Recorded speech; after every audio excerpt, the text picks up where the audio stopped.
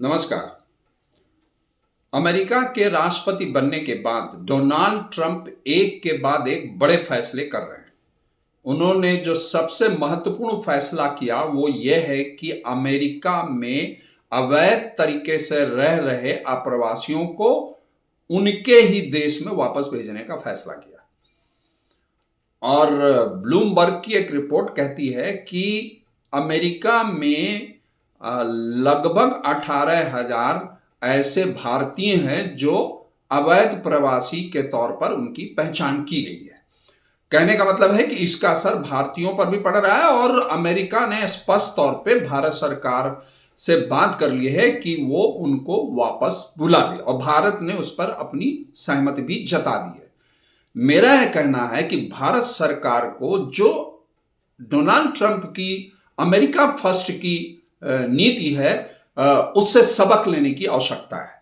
जिस तरीके से अमेरिका में अवैध अप्रवासियों की एक बड़ी समस्या है, जिसके चलते वहां के नागरिकों और देश के संसाधनों पर ऐसे अवैध प्रवासियों का कब्जा होता है जिससे वहां के नागरिकों का नुकसान होता है, वही स्थिति भारत में है।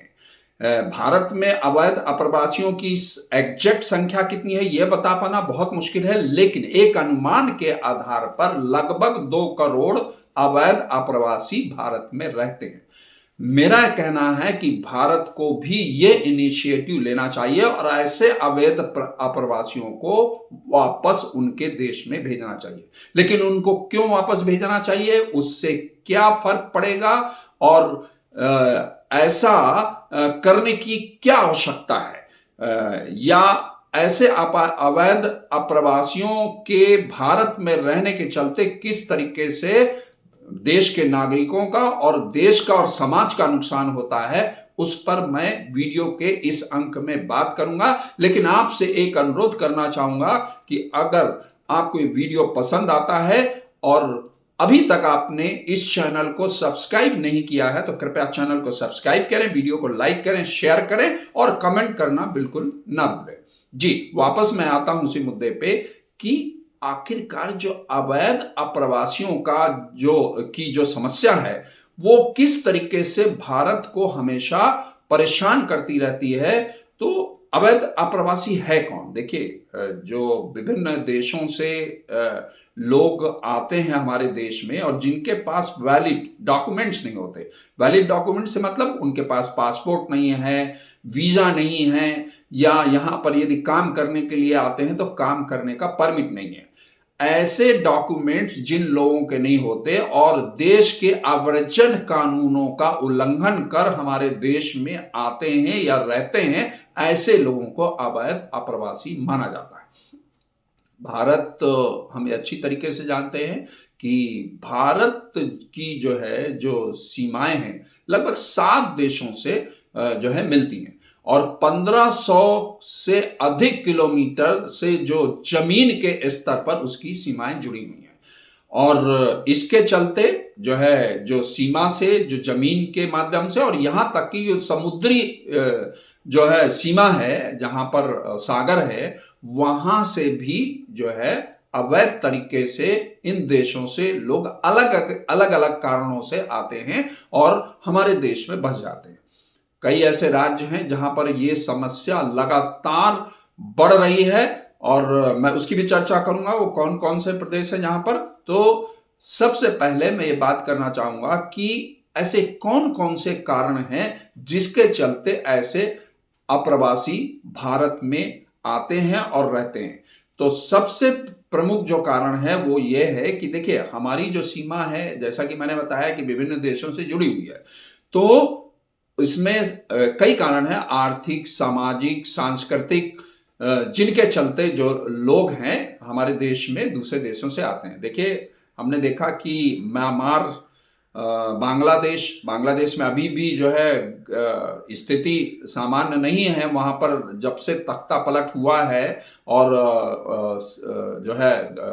क्या बोलते हैं, शेख हसीना देश छोड़ा है, तो वहां स्थितियां अभी भी खास तौर से जो अल्पसंख्यक वर्ग है उनके बहुत प्रतिकूल हैं और सरकार में भी स्थायित्व तो नहीं है। म्यांमार में गृह युद्ध की स्थिति बनी हुई है। इसी तरीके से श्रीलंका में देखा गृह युद्ध हुआ। तो जो इन देशों से जो लोग हैं माइग्रेट होकर के जो है हमारे देश में आते हैं। और वैसे भी जब हमारा देश 1947 में आज़ाद हुआ, उसके बाद पाकिस्तान से, अफगानिस्तान से, बांग्लादेश उस समय जो है पूर्वी पाकिस्तान होता था, तो वहाँ से भी जो है बहुत सारे लोग जो है कई कारणों से जो है माइग्रेट होकर के भारत में आ जाते थे। और भारत वैसे भी बहुत उदार रहा है और शरणार्थियों को अपने देश में बसने की इजाज़त भी देता रहा है। तो इस तरीके से अलग अलग कारणों से हमारे देश में आर्थिक कारण ये देखा जाए तो हमारे जो पड़ोसी देश हैं वहाँ पर जो वहाँ के रहने वाले लोग हैं, चूंकि भारत आर्थिक तौर पे बेहतर स्थिति में है, उसकी इकोनॉमी बेहतर स्थिति में है, तो यहाँ रोजगार के तलाश में, यहाँ काम के तलाश में इन देशों से माइग्रेट होकर के लोग आ जाते हैं। और जो राजनीतिक कारण है, मैंने आपको बताया कि किस तरीके से जो गृह युद्ध के हालात वहाँ बनते हैं, लोगों का उत्पीड़न होता है, असुरक्षित महसूस करते हैं तो वो सीमा में प्रवेश कर जाते हैं। और इसी तरीके से जो है एक और बहुत बड़ा कारण है, वो है जो है धार्मिक उत्पीड़न। हमारे जो है जो भारत देश है उससे पाकिस्तान और बांग्लादेश और उसी से जुड़ा हुआ है अफगानिस्तान पाकिस्तान के साथ। तो ये जो इस्लामिक देश हैं, इन इस्लामिक देशों में जो अल्पसंख्यक वर्ग है, खासतौर से जो हिंदू वर्ग है, उसका जो है धर्म के आधार पे बहुत उत्पीड़न किया जाता है। तो इस तरीके से उत्पीड़न करने के बाद वहां के लोग माइग्रेट होकर के भारत में प्रवेश कर जाते हैं, ये भी एक कारण है। इसके अलावा जो है पर्यावरणीय कारण भी है कि मतलब कोई आपदा आ गई देश में, बाढ़ आ गई या जो है कोई कहना चाहिए कि नेचुरल डिजास्टर हो गया, तो उसके चलते भी आकर के यहाँ बस जाते हैं। और तो इस तरीके से कई कारणों से इन देशों से आकर के यहाँ पर विभिन्न प्रदेशों में, देखिए पश्चिम बंगाल, दिल्ली, महाराष्ट्र में मुंबई, यहाँ तक कि झारखंड, तो इस तरीके से जो है अलग अलग शहरों में देश के ऐसे, और यदि नॉर्थ ईस्ट की बात करें तो असम है, मणिपुर है ना, उत्तर पूर्व के जो राज्य हैं वहां भी ऐसे जो है लाखों की संख्या में जो है अवैध तरीके से अप्रवासी आकर के बस चुके। अब देखिए ये भी समझने की आवश्यकता है कि जिस तरीके से अवैध अप्रवासी आते हैं हमारे देश में और बस जाते हैं या अलग अलग इलाकों में चले जाते हैं, ऐसे लोगों को आइडेंटिफाई करना और उन पर निगरानी रखना सरकार के लिए बहुत ही चुनौतीपूर्ण कार्य होता है। तो इसका परिणाम क्या होता है कि देश में और समाज में कई प्रकार के खतरे पैदा हुए, सुरक्षा का खतरा पैदा हो गया है। तो सबसे पहला जो समझने की आवश्यकता है कि ऐसे लोग आकर के हमारे देश में आतंकी गतिविधियों को अंजाम देते हैं। हमने देखा कि 2019 में किस तरीके से पुलवामा में, कश्मीर के पुलवामा में किस तरीके से आतंकवादियों ने हमला किया, अटैक किया, हमारे देश, हमारी जो फौज है उसके जवानों पर हमला किया, कितना बड़ा नुकसान किया। इसके अलावा 26/11 मुंबई में जिस तरीके से समुद्र के रास्ते से घुसपैठिए आए, आतंकी आए और उन्होंने आकर के तहस नहस किया, मुंबई में कितना नुकसान पहुंचाया हमको। और दिल्ली में, अब देखिए दिल्ली में, मुंबई में, पश्चिम बंगाल में आपराधिक गतिविधियों को जो है जो संलिप्तता जिस तरीके से पिछले कई वर्षों के अंदर निकल करके आई है, और ऐसे लोगों के खिलाफ खासतौर से जो बांग्लादेशी हैं, पाकिस्तानी हैं या म्यांमार से आए हुए रोहिंग्या हैं, तो इन सब के खिलाफ जिस तरीके से तेजी से मामले दर्ज हुए हैं और मानव तस्करी में उनकी संलिप्तता मिली है, वो बहुत ही चिंताजनक है और देश की सुरक्षा के लिए बहुत बड़ा खतरा है। तो उस खतरे, ये जो खतरा है लगातार बढ़ता जा रहा है, कानून व्यवस्था को जो है उन्होंने चुनौती दे दी है और आपराधिक गतिविधियां इतनी ज्यादा बढ़ गई हैं। और यहां तक कि हमने देखा जो पूर्वोत्तर के राज्य हैं वहां पर सांप्रदायिक हिंसा जो है भड़की है। तो ये इस तरीके का संकट जो है पैदा हो गया है कि हम खुद जो है अपने जो नागरिक हैं उनको सुरक्षा देने में हमें परेशानी होने लगी है, और साथ ही हमारी जो राष्ट्रीय सुरक्षा है, आंतरिक सुरक्षा है, दोनों के लिए बहुत बड़ा खतरा पैदा हो गया है। और हमने देखा कि जिस तरीके से अवैध आप्रवासी जो है अलग अलग राज्यों में जा करके जिस तरीके से बसे हैं, उसके चलते वहां की जो डेमोग्राफी है वो बदल रही है। जो है जनसंख्या में असंतुलन पैदा हो रहा है, चूंकि एक विशेष वर्ग के लोग, एक विशेष समुदाय के लोग आकर के जब उन राज्यों में जो है बस रहे हैं, तो उसके चलते जो स्थानीय नागरिक हैं उनको असुरक्षा की भावना उनके अंदर पैदा हो रही है। ऐसा नहीं है कि सरकार ने पहले कभी इसके लिए प्रयास नहीं किया।